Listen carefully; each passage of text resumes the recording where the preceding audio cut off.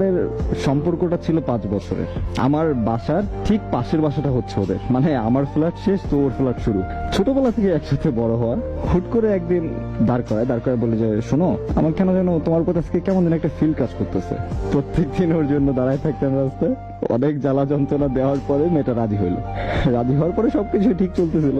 বছর খানিক পরে দুই ফ্যামিলি জানাজানি হয়ে যায়। জানাজানি হওয়ার পরেই প্রতিনিয়ত আমাদের দুইজনকে মারধর দেওয়া হয়তো, অনেক প্রচন্ড মার খাইছি দুইজনে। আমি যতবার ওর জিজ্ঞাসা করতাম যে তোমার মারছে, ও ততবার একটা কথা বলতো, ধুর বলদ নাকি তুমি।